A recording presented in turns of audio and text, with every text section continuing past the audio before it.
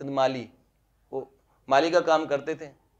तो सिंसियरली कोई श्राप नहीं दिया बाबा ने, लेकिन एक ऐसी घटना हो गई कि वो माली का काम करते, माली जानते हो ना, वो पौधे लगाते हैं, पौधों की केयर टेकर थे, मतलब उसका गार्डनर।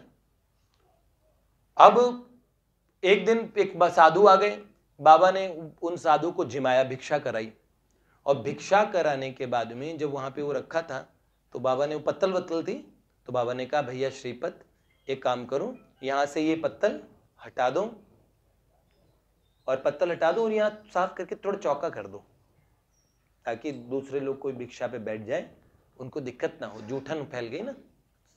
तो उस व्यक्ति ने, जैसे लोग कर्मचारी के भाव से कई लोग काम करते हैं, वो महापुरुषों की महिमा क्या जाने, वो काम करता था, बस सोचता था मेरी सैलरी तो मुझे ना माली के लिए मिले। तो उसने कहा, नीचे कहा बाबा जी कोई नौकरी इस बात की नहीं कर रहा कि ये जूठन उठाऊं।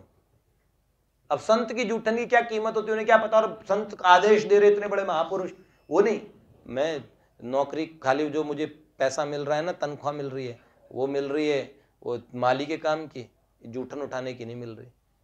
धीरे धीरे बड़बड़ा रहे हैं। बाबा को पता लग गया। बाबा ने क्या किया, वो पत्तल वत्तल खुद उठाई,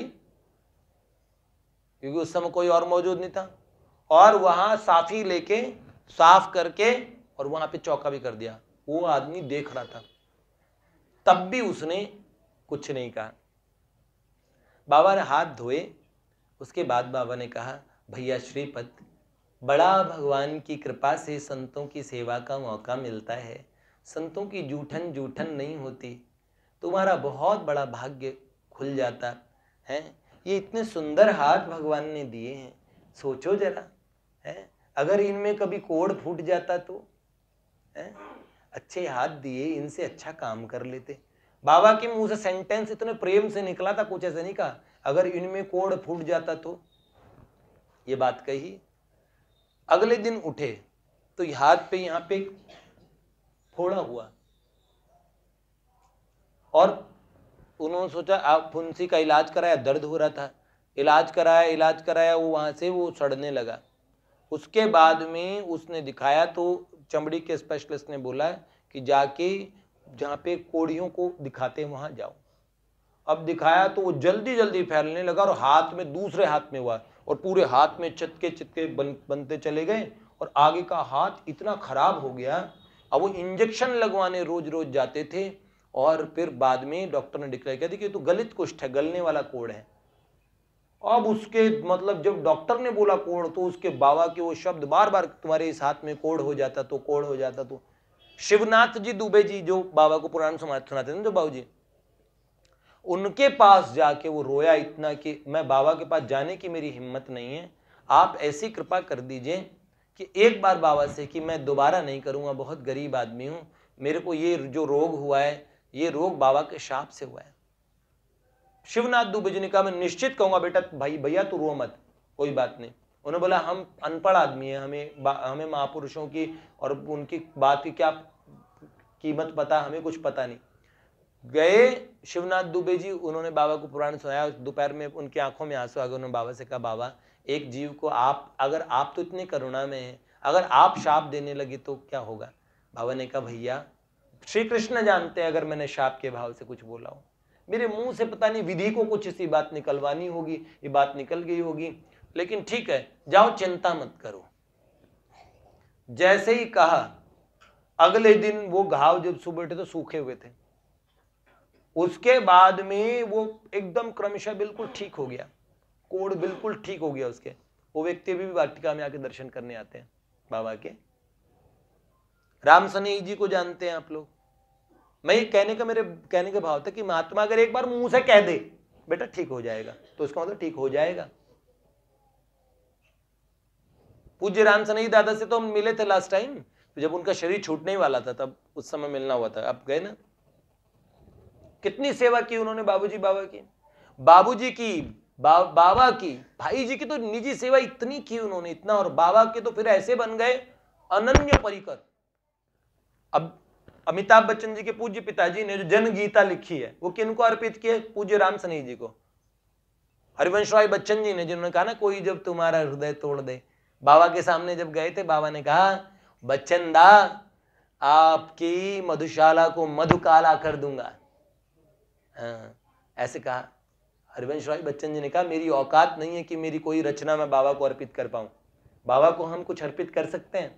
उन्होंने कहा इसलिए मैं बाबा के जो सेवक है ना श्री राम सनेही जी को अर्पित करने का दुस्साहस कर रहा हूं। जितनी जन गीता पूरी उन्होंने, पूज्य बाबा सुबह सुबह उनके घर प्रकट हो गए थे तो वो उन्होंने लिखा, मैंने बहुत संत महात्मा देखे लेकिन 100 टंच खरा कोई संत होता ना, 100 टंच खरा, ऐसे शब्द लिखे हैं। जानते हो अभिषेक हरिवंश राय बच्चन जी ने, अमिताभ बच्चन जी के पिताजी तेजी बच्चन जी का एक लेटर पढ़ रहा था मैं, अमिताभ बच्चन जी की माता जी भाई जी को लेटर लिखा उन्होंने कि पूज्य भाई जी आपकी मैं छोटी बहन हूँ और राखी भेजती हूँ आपको, पर आज राखी के साथ विलिंगडन हॉस्पिटल में थी। मैं अपने दूसरे भाई पूज्य बाबा से, वो मौन में है, आप उन्हें जाके कहिएगा कि उनकी बहन इस समय उनको बड़ी व्याकुलता से स्मरण कर रही है। मैं बहुत संकट में हूँ और मेरा संकट वो समझ जाएंगे, जैसे आप उन्हें कहेंगे उनके कहते ही वो इतने करुणामय हैं। पूज्य बाबू जी को कहा बाबा को लेने के लिए। तो ये अमिताभ बच्चन जी पे भी कोई कुछ ऐसी कृपा जरूर है कि वो इतनी भयानक इंडस्ट्री में होते हुए दूसरों से अलग दिखते तो हैं कम से कम। जिनके पे पूज्य बाबूजी बाबा की कृपा रही हो, जिनके माता पिता पे, हो नहीं सकता कि उनके बच्चे पे कृपा ना हो। क्यों? तो राम सनेही जी इतनी सेवा करते थे।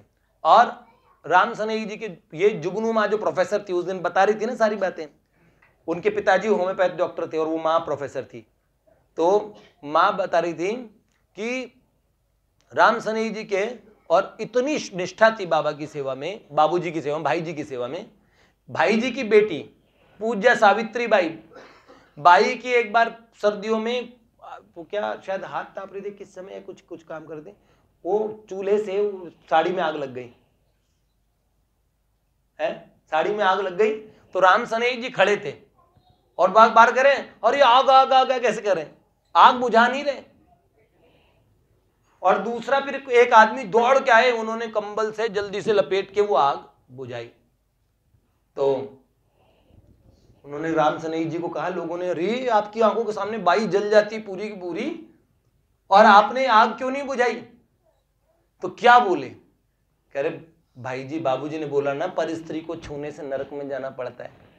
उन्होंने कहा अरे राम तुम कैसे प्रेमी हो, कैसे प्रेमी हो, नरक जाने का डर है। अरे नरक चले जाते अपने आपके सबसे प्रियतम तो भाई जी हैं और भाई जी की बेटी जल जाती है तो नरक जाना स्वीकार कर लेना चाहिए। पर स्त्री को छूने, वैसे तो जाते नहीं भाई, किसी को बचाने के लिए थोड़ी, वो तो भोले वाले थे बेचारे, उन्होंने सुना था कि दूसरी स्त्री को छूने से, अब वो जल रही हो तो उसे बचाए ना, अब वो भोले वाले। तो उन्होंने कहा है नरक जाने से इतना डरते हो? उन्होंने, उनकी आंखों में आंसू बहने लगे। उन्होंने कहा नरक जाने से नहीं डरता, भाई जी से दूर हो जाने से डरता हूं। दोनों बोले भाई जी से दूर हो जाने से डर जाते हो? बोला हाँ, भाई जी की सेवा छूट जाएगी। तो बोला सेवा कैसे छूट जाएगी? बोला देखो मैं तो नरक चला जाऊंगा और भाई जी तो नरक नहीं जाएंगे ना, अब नरक में रहूंगा तो सेवा कैसे करूंगा भाई जी की, भाई जी का साथ तो छूट जाएगा। तो उनके मन में जो लालच था, वो लालच ये नहीं था कि, वो ये डर नहीं था कि मैं नरक चला जाऊंगा, नरक में मतलब मैं बाबूजी से दूर हो जाऊंगा, इसलिए बाई को छुआ नहीं उन्होंने। ऐसे ही राम सनेही दादा के हाथ में हो गया था एक्जिमा। उस एक्जिमा का इतना ट्रीटमेंट चला, इतना ट्रीटमेंट चला, और जुगनू मां कह रही है कि उनका हाथों पे जो पस पड़ा रहता था, बोले हम रोज सुबह सुबह आके देखते थे, बाबा खुद रुई मंगाते थे, डिटॉल से साफ करते, उन पे पट्टी करते, उन दोनों हाथों पे जो हुआ था। लोग जब कहते कि ये लग जाता है, दूसरों को लग जाता है, मतलब छूने से लगने वाली बीमारी है, लेकिन बाबा, और लोग संकोच करते, बाबा खुद उनका। तो उन्होंने, माँ कह रही थी हमने मदर मैरी को और जीसस में को गोद में लिए हुए चित्र देखा, पर उनके चेहरे पे भी इतनी ममता नहीं देखी।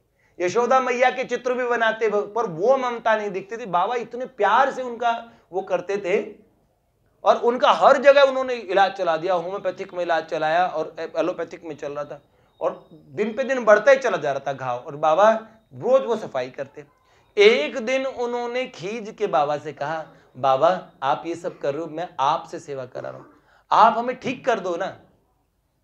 जैसे ही बाबा ने कहा भगवान जो करते हैं सो अच्छा करते हैं, तुम अपने लिए कामना कर रहे हो, मेरे अपने हो के तुम ऐसी कामना कर रहे हो मैं ठीक हो जाऊं, ये सब हो देते। तो उन्होंने कहा मैं इसलिए कामना कर रहा हूं कि मेरा हृदय फट जाता है जिस समय मैं देख रहा हूं कल भाई जी ने नलके से खुद पानी निकाल रहे थे, अगर मेरे हाथ ठीक होते तो मैं नहीं निकालता। जैसे ही बाबा ने सुना क्या पोद्दार महाराज खुद उन्होंने पानी भरना पड़ा, बाबा ने कहा चलो चलो ठीक है जाओ ठीक हो जाओगे। जैसे ही बोला उसी रात्रि में उनको ऐसा स्वप्न आया कि आपके हाथ ठीक हो चुके, आंख खोलो।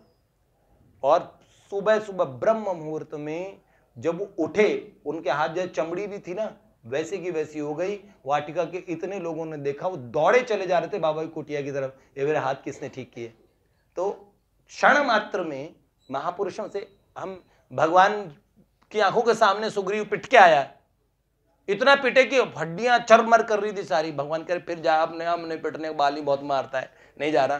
तो तन वो कर परसा सुग्रीव शरीरा, तन भाकुलिस गई सब पीरा। जैसे हाथों से स्पर्श किया सुग्रीव के शरीर को और वज्र के समान शरीर बन गया, सारी पीड़ा चली गई। और फिर कहा अब बाली को देखता हूं, बाली की तरह जरा बुलाओ उसको। आ गया ना जोश। भगवान, महापुरुष, संत सब में वास्तविक इतनी शक्ति होती है, लेकिन एक समय की वो हमारे प्रयासों को भी देखते हैं। देखो सेठ जी जो कहते हैं हरामखोर की मुक्ति नहीं होती, कहीं हम हरामखोरी तो नहीं करें। उनका शब्द था हरामी की मुक्ति नहीं होती, कर्जदार की नहीं और हरामी की। हरामी की मतलब जिसमें है साधन कर सकते हो, थोड़ा कोशिश खुद भी तो करो, कोशिश करते ही नहीं। ऐसा कर लो, हमसे नहीं होगा।